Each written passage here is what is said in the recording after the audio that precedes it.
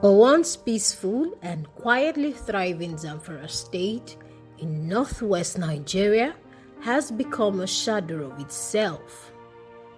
Rampaging gangs of armed bandits have made the state a haven for their clandestine activities, leaving behind a trail of blood wherever they go.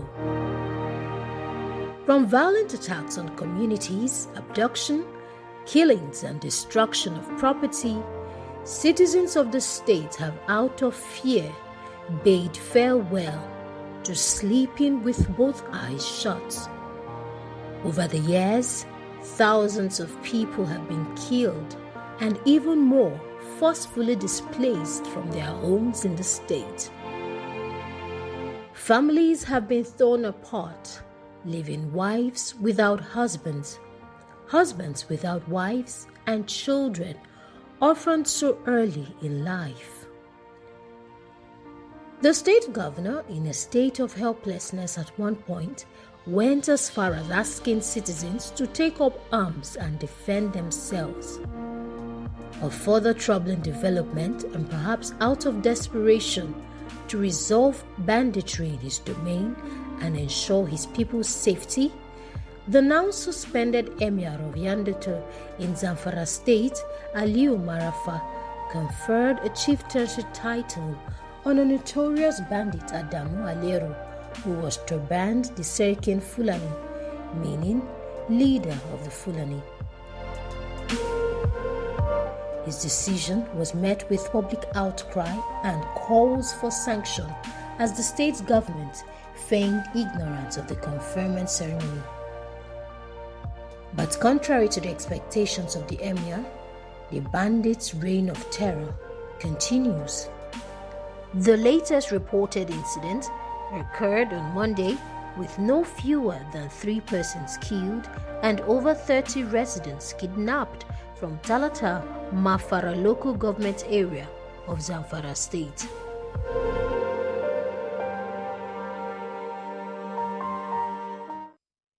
And just like was reflected in the reports you just saw, no one seems safe from the bandits in Zamfara state in the northwestern zone of Nigeria. Gangs of ultra-violent young men ride into villages on motorbikes armed with guns and machetes to burn, rape, steal, and kill. They appear on the roads without warning, shooting drivers and dragging down terrified passengers from their cars to be ransomed or shot. This year alone, thousands of people have been killed in Zamfara state and up to 1 million more are now displaced from their homes.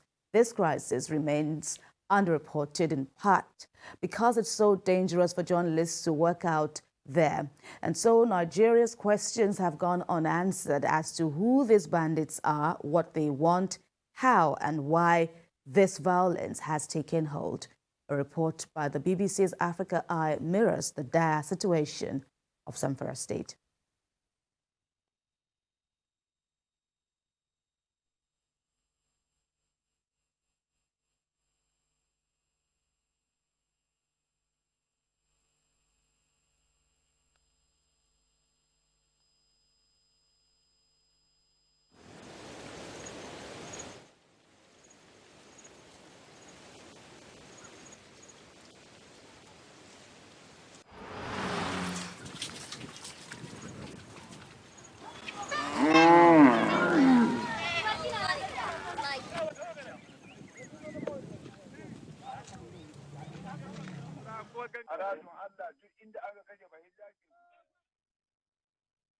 We'll bring up some portions of the BBC latest documentary regarding the dire situation of insecurity in Zamfara state. But joining us now is the executive producer of the BBC News African Eye, Bolama Bokati. Good morning and welcome to TVC Breakfast.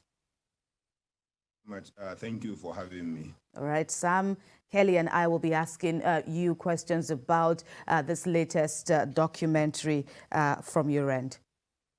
Yeah, sure. Just a little clarification. I was an executive producer for this film alone, and I don't work for the BBC. I worked as a consultant for this film. I thought it is important to make that clarification. Thanks for that clarification. Thank you for the clarification. I wanted to ask you that question myself. How long did it take you to do this and why? I mean, it took 3 years, Sam, to produce this. And why we did it is because as Nigerians, myself, the production team back at home, we believe it is important to do films like this in order to bring the nuance into the debate, but also so that policymakers and Nigerians would understand what is happening in the bush, why some people are motivated to do what they do, even though that's not a justification, but also bring to the world the faces of the victims. As you know, we hear of mass atrocities, whether massacres or kidnappings, mass kidnappings, but most of it ends in media headlines. And therefore, some of us tend to think that the victims of these are just figures or on a spreadsheet or on newspaper headlines, and therefore they don't matter. But by bringing some of the victims onto the screen, I believe we would begin to see that they are human beings like us, with dreams, with hopes and aspirations, just like any of us, and we will begin to take these attacks more seriously.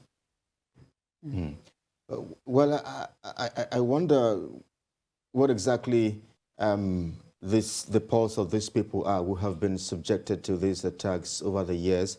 I wonder how they have managed to go through the traumatic experience. Perhaps you could share with us how these families are coping with such a terrible atmosphere and environment. Yeah, I mean, it is inconceivable that human beings, Nigerians for that matter, will endure the kind of attacks and horror people in Zamfara, but also across the Northwest. It's not just Zamfara, it's Katsina State, it's Kaduna State, parts of Brinyungwari, it's Niger State, it's Nasarawa State now, and even Abuja is now literally under siege. And it is hard to conceive how people are able to live in this kind of situation. But unfortunately, it is their homes. It is where they were brought in, and the situation continues to escalate. Many of them keep hope alive, but I can tell you many people are now losing hope and becoming frustrated. And that's mostly because they feel no one cares about them. No one listens to them. And even when they speak up in the media, in the rare opportunities they get like this film, hardly does government and politicians act. And so it is a very difficult situation. And no Nigerian, no human being should have to endure the kind of horror these people are having to live through every day. And remember, they do have children like many of us do, and they aim for their children to be to go to school, play and have fun, and to enjoy life and to grow up to become effective citizens who will contribute effectively to Nigeria.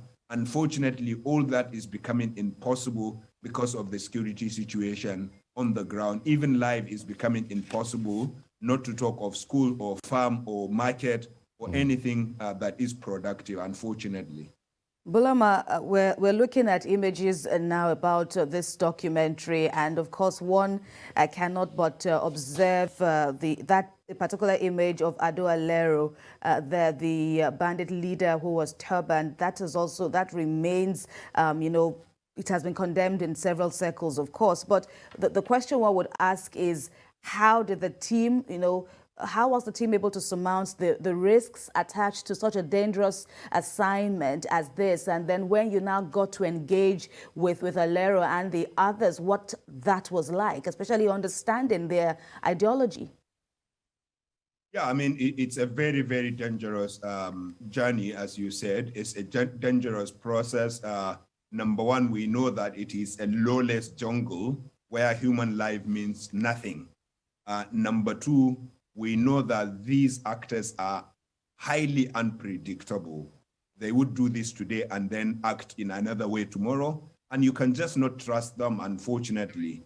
And so it was a very risky, very dangerous journey. But I can tell you that we did take steps to ensure that people who went out there are safe. And as I said on the top, I did not go there myself. My colleague Yusuf Anka and another colleague, Tom Seta, who was our cameraman, did most of the work, but also along with colleagues who were fixers and people who worked on logistics.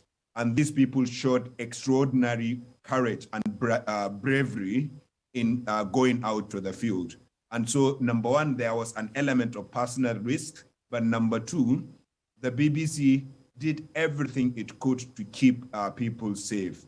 And that's why it took us 3 years to produce the film, because for every appointment, we sat down, did extensive risk analysis and mitigation, and put together mitigation measures, and also made it clear to our team that is going to the ground, this is what they can do, this is what they can't do. And thankfully, they all followed our advice and stayed safe, and everyone is safe now, but it was a dangerous journey. The final thing I would say is what I said earlier, that this team endured and did what we did in these 3 years because we believed in the project. It is not because we saw it as a job or as a business or work. It is because as Nigerians, we believe it is fundamental that this story is told. We believed, in it as a vocation, as a calling, as something you do for your country and for those of us who have faith for God. And that's why the team took the risks. Of course, we took reasonable risks, and at the end of the day, we are happy that everyone is safe. But yeah, it was a dangerous, tumultuous process. All right, Bulama, we'll put our conversation on hold to show our viewers, especially those who haven't seen the documentary, an abridged version of that BBC report. And then we'll continue after that. Zamfara State, northwestern Nigeria. Hausa vigilantes and government troops are celebrating the destruction of a Fulani bandit camp. It is a small victory in a deepening crisis. Innocent people have been caught up in the violence.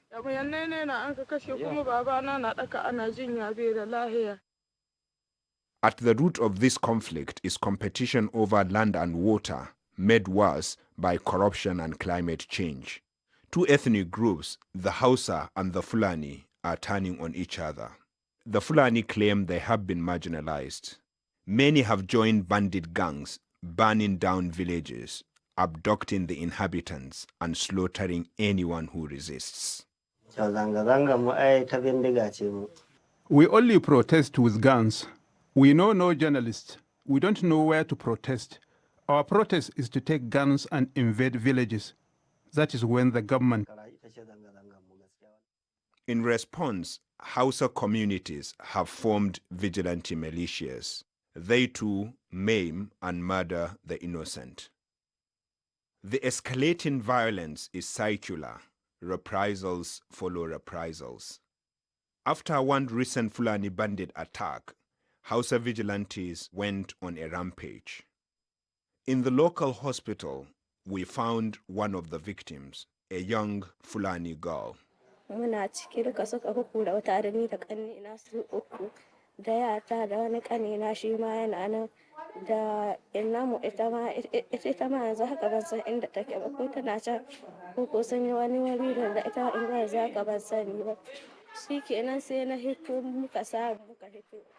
Massacres and mass abductions happen frequently.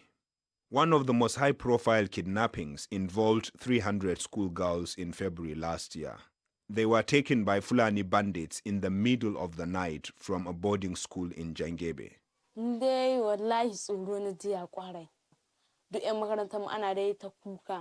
The kidnappers have never spoken to the media until now. Africa Eye tracked down one of the bandits who led the abduction.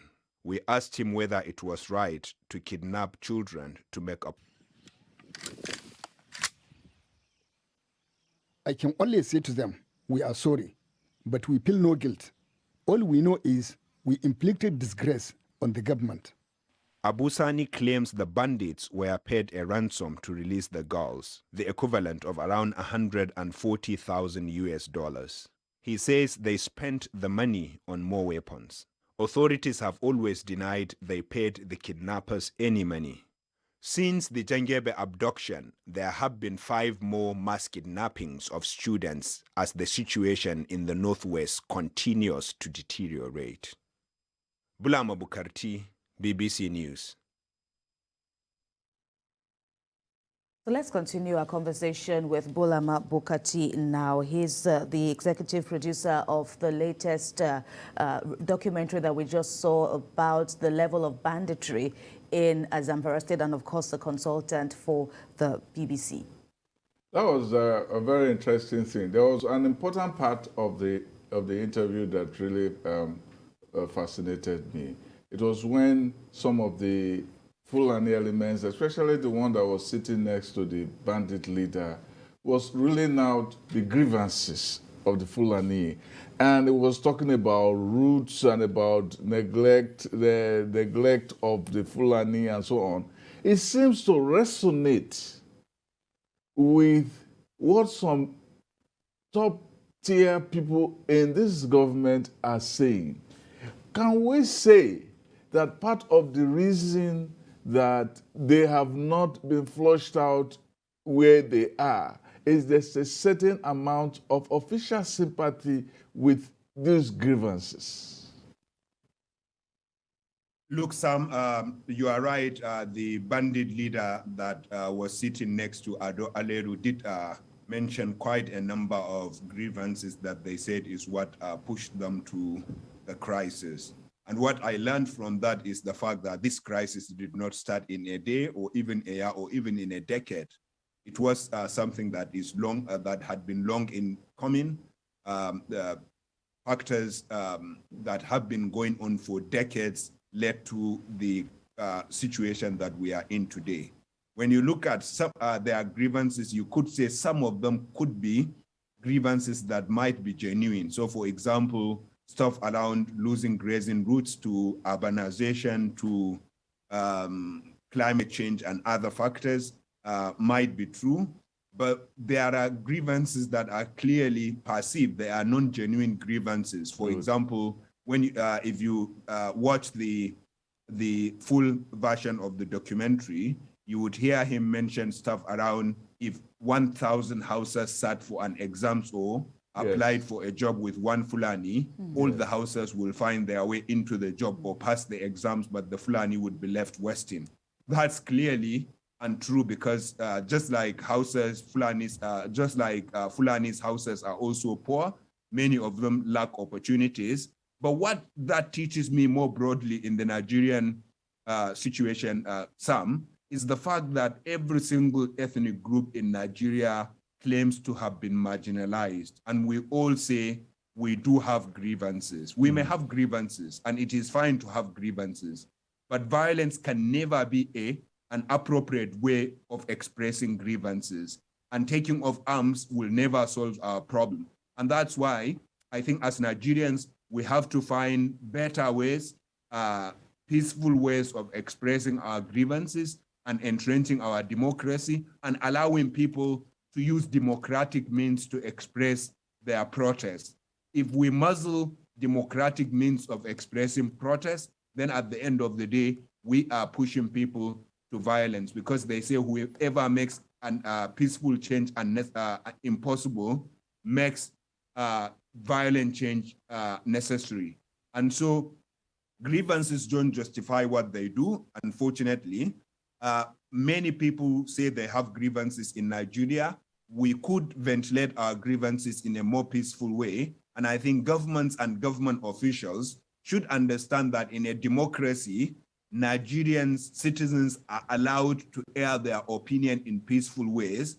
But if they continue to block peaceful ways, to block people from using peaceful means to protest, then at the end of the day, people will resort to violent means, unfortunately.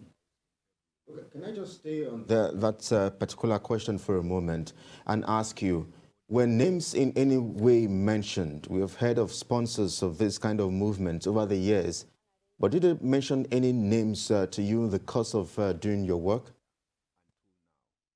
Look, you have seen some of the leaders, and that's one great thing this film did. There are many leaders of this bandits group whose faces we don't know, and it is hard for security and law enforcement and intelligence agencies to deal with the group if they don't even know their leaders. And so, for example, by bringing Ado Aleru is an interesting character. You mentioned that he has been in the news in the past couple of weeks because he was turbaned, and you can hear in the film him confessing to murder voluntarily. When we asked him, how many people have you kidnapped? He says, I don't kidnap, I just go and kill. And he said he has lost count of the number of people he has killed. Now, this is a bandit leader, a bandit warlord, confessing to the camera, to the world, voluntarily without any coercion, that he is a murderer.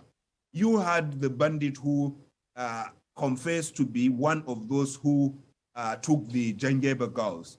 Of course, we also saw Hassan Dantawai, whose life is very interesting and tells us the complexity of the whole situation. And so these are some of the people we found. And I can tell you, if they mention any names that were interesting to us or that should be interesting to Nigerians, we would have included them in the film. But then they would say, this is our sole responsibility. We do this, and this is the reason why we do it.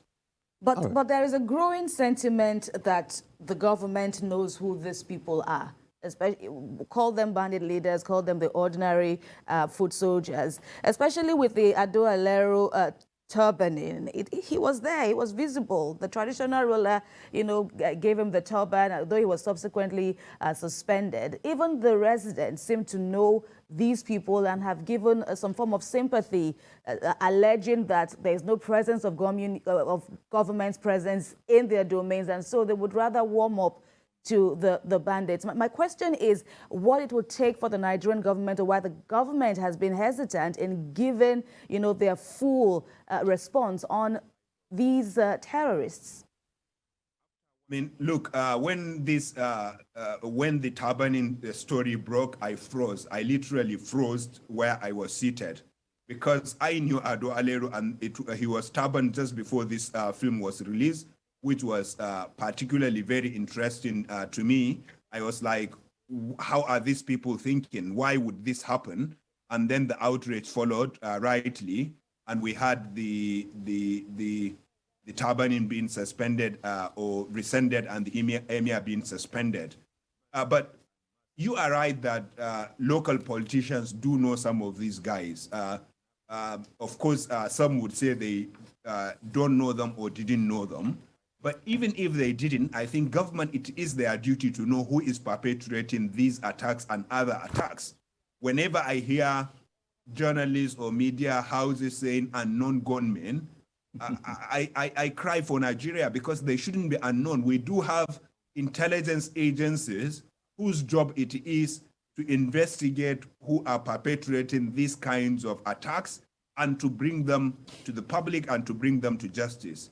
And it is clear that something is going wrong somewhere. That's why any government official would claim that they don't know what's going on or who are perpetrating the attacks, because if they were doing their jobs, they should know. Just one example which speaks to a broader point is after the Kuje attack, we had President Buhari expressing shock on Twitter as usual and on other social media pages. And then he said, how could this happen? I want a security report. Now it turns that over 40 security reports have been submitted on the Kuje prison staff, but nobody acted on it. And this is not the first time we are hearing this. The Nigerian Intelligence Agency, the DSS in particular, is very professional, and they do have sources and gather lots of intelligence, not only on the bandits, on IPOP, or on Boko Haram, but on all the crises in the country. And they do submit reports that are credible. Unfortunately, it is not being acted upon. Yes, I would just pick up on your point around the residents. All right. I think we need to clarify about three things. Number one, there are people who disguise as residents, but are actually members of these bandit gangs, and they act as informants who feed in information. And that's because the bandit gangs themselves understand the importance of intelligence, and therefore they are sending their own intelligence people to live in communities and to claim to be members of the community and to be feeding information to them. And I think vilifying all communities, as some politicians do, to say communities are informant is wrong. There are informants amongst communities, but these informants are members of the bandit gangs.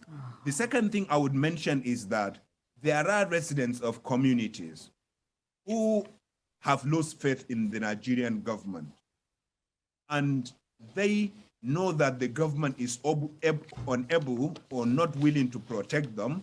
And therefore, they have decided that the best way to protect ourselves is to give these bandit leaders what they want, which is paying them the taxes they levy on them and obeying their rules, not because they want, but because they know that the government is ineffective, just like families that pay ransom and others across the country. And I think it is important for us to understand the impossible dilemma these communities are in when your home is occupied, your farm is occupied, your children are at the mercy of merciless individuals, and your government is unable to do anything.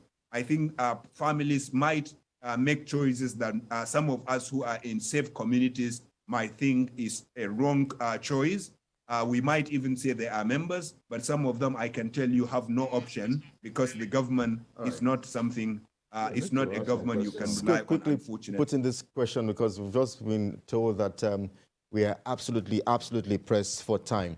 We understand Mr. President is convening an emergency security meeting today, Thursday. But one of such meetings, I think last week, the National Security Council had said they're making a proposal to ban motorcycles across the nation. And when these bandits and terrorists come or appear or attack, they come in their numbers and on many bikes. I wonder if you think that the proposed ban on motorcycles will probably put an end to these attacks. On the other side, very quickly as well, you may also want to respond to the Zamfara state government, who was also in the news. The governor was also in the news very recently, some weeks back, about his introduction of residents being asked to wield arms, to carry firearms. I wonder if it's also a proposal, a recommendation that you would subscribe to. Where you are at that? Fantastic questions. I'm going to take a few minutes to respond. Number one, on your question on the bikes, I would say there are 3 ingredients of banditry in Nigeria, or even Boko Haram and criminality more generally.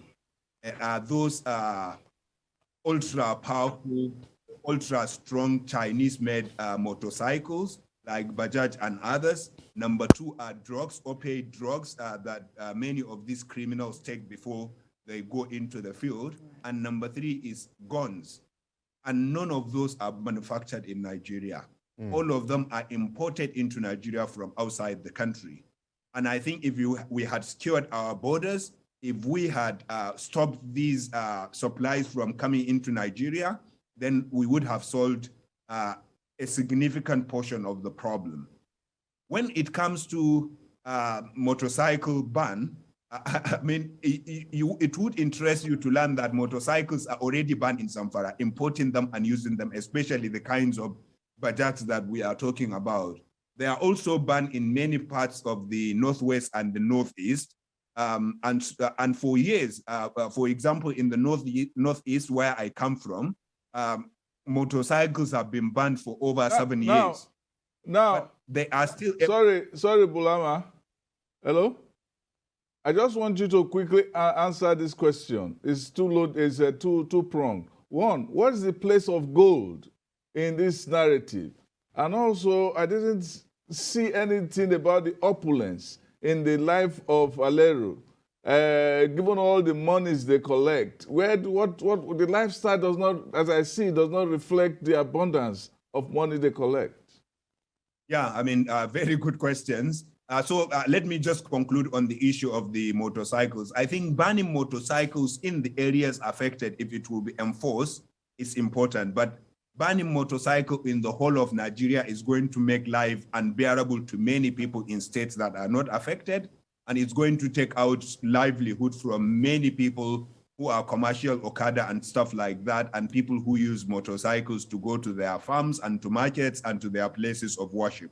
So I do support selective ban on motorcycle, but not generic ban on motorcycle. On your second point around Zamfara state government's call for residents to pick up arms, I think it's a wrong call. More guns on Nigerian streets is not going to keep us safe. It is going to make the situation deadlier. And you saw in the film how one attack generates counter-attack and counter-attack reprisals after reprisals. And we saw how vigilantes who also indiscriminately kill Fulanis or attack Fulanis lead to the escalation of the situation. On your question on gold, we do know that natural resources, whether gold in the Northwest or other kinds of natural resources, including wood and others in the Northeast, do contribute to this crisis. But I don't see them as a major factor. What I see as a major factor are the perceived or genuine grievances, questions around ethnicity, the fact that criminality pays, and there are no consequences to crime in Nigeria, and the ineffectiveness of government, the porous borders that we have, and similar factors. Now, sorry, could you remind me of your last question? The lifestyle. Oh, yeah. And the money look, you wouldn't see any affluence in any of those gang leaders, not just Ado Aleru, but also the leader of the Jengebe abductors who received 60 million. And I can tell you, even those who reportedly received 900 million recently, that's because this is their lifestyle. What they use the money for is to continue to fund this cycle of violence and criminality. Right. You have heard in the documentary that the person who received 60 million, when we asked him what did you do with the money, he immediately said, I bought more weapons. All right. So they use the money to buy more weapons, to feed their army, to buy logistics, to buy drugs and other supplies, and therefore that's what keeps the cycle going. Out of time. And for them, it's a question of power and influence, not money. Bulama Bukati, apologies there. Thanks a lot for the wonderful contributions. You and your team, of course, you representing your team there now in that amazing documentary, The Bandit Warlords in Zamfara State. You're also a lawyer practicing in Nigeria, England, and Wales, and a security consultant. We thank you very much for your time with us on TVC Breakfast. No, thank you very much for having me.